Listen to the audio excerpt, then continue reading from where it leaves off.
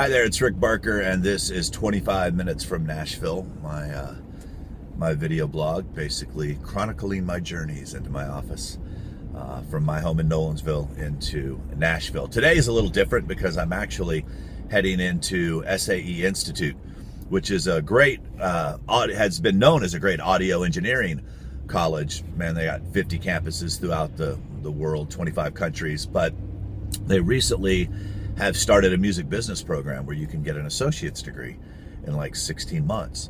And I've been asked to teach the entertainment marketing class. So I'm very excited about that. Because I always tell people, I said, the best way to learn how to be a manager is to be a manager. You want to know what it's like? Get in, do it. So what I'm actually going to be able to do, which is awesome, is take some of my blueprint clients and let them be clients for these students. So a good part of their grade's going to be what they actually did with an artist. So I'm very excited about that.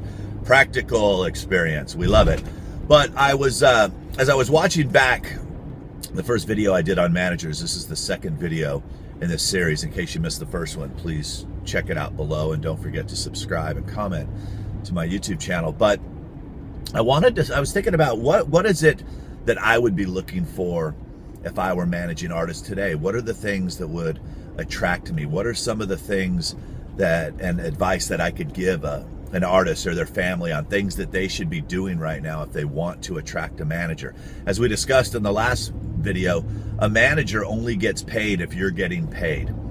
So trying to seek out and get an experienced manager in the very beginning when you're not generating income, it's going to be very hard. It's not impossible. Nothing's impossible, but it is very hard. So you want to make yourself as attractive to this person, this potential manager, as you possibly can. What I would be looking for is artists who have a great work ethic. They just don't talk about what they're going to do. They're actually doing it, where I can look at their social medias and see that they're engaging their fan base, that I can see that they're touring, that they're performing, that they're getting better.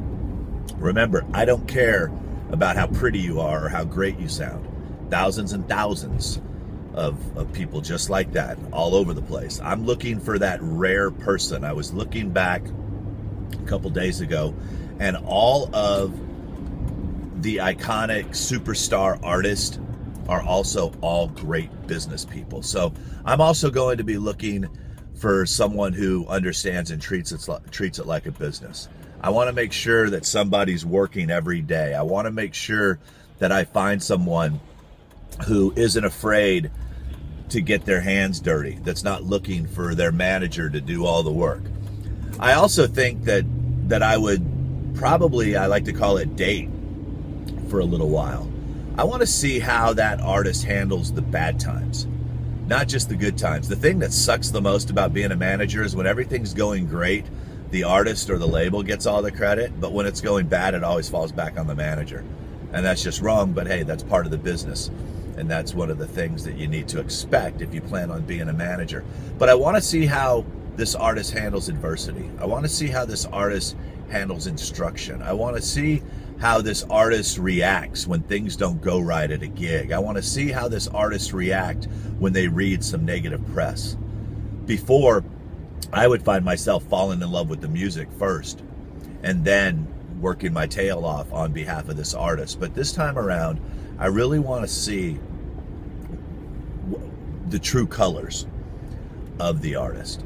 And a lot of times you don't get to see that for a while. So I also think that for young artists and parents, there's no need to jump into a contract real quick. You know, let the manager prove themselves to you, because it's a relationship. You're dating. So that's why I like the process or the thought of possibly dating a manager first. You know, keep it in mind that if anything comes from the date that the manager generates for you income-wise, that manager is entitled to whatever percentage that you guys agree upon. I just don't want anyone getting locked in to a long-term engagement. I also would also get all of the artists that I decide to take on long-term under contract. I've done the handshake deal before, and that's come back to bite me in the butt. You know, everyone has great intentions, but whenever there's money or commitments involved, you should always have a contract. If they don't want to sign a contract with you, probably not the right artist that you want to be involved with anyway, manager-wise. Also, too, if you're an artist signing a contract, make sure that the sunset clause, work with your attorney on that and make sure that it's realistic. You know, if somebody was with you for 3 months and, you know, their contract states that they have a 5-year sunset on you, that's bull. So really make sure that things are proportionate there. Also, too, when looking for an artist right now, is I want to make sure that this artist understands time management. A lot of times they tend to get overwhelmed, and that can be taught. And that's one of the things that we really try to focus on here inside the Music Industry Blueprint, is I'm preparing these artists is for their time management. Let me watch them get overwhelmed right now and try to help them out. And it's cute. I mean, it's part of life, but it also shows me when they pick up the phone and they call and say, look, it's not going well right now. What do I do?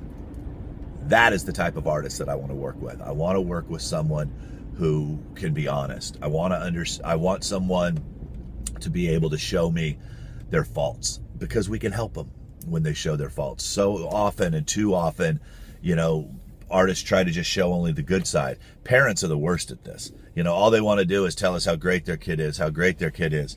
Advice to the parents, and actually I'm going to do a video for you, just the parents, next. Stop telling us how great your kids are. We'll determine that for ourselves. You know, remember that if your child is a minor, that the label's also signing you. So if you're a pain in the ass, then your kid probably won't get signed because the labels won't want to deal with you. But that's a whole another video. So to wrap this up, if you're an artist, show me that you're a hard worker, that you're consistently doing the things that you need to do to move your career forward. Show me that you've put in the initiative. Show me that you're out there busting your hump every day to move your career forward. And if you're a manager, you know, and you're looking, hey, what kind of artist should I be looking for? Work ethic, honesty, and integrity. Okay, that's just my little bit of advice to you. Tomorrow I'm going to do a video specifically for the parents and the kids. I'm going to show you how to increase your odds of getting someone to take you on as a client, and the things, parents, that you can be doing to prepare yourselves where you currently live. You don't have to pack up and head to LA and Chicago and Nashville and New York. We'll be just fine without you right now, but here's some things that you can do where you are to better your odds and better your chances before you make that move. So also, don't forget to subscribe and comment. And if you have any questions, hit me up, rick@rickbarker.com. And you can go grab yourself, if you haven't done so already, the free video series that I offer from my website at musicindustry.blueprint.com. Have yourself a great day. Wish me luck. My first day teaching the students at SAE, and we will chat tomorrow. See ya.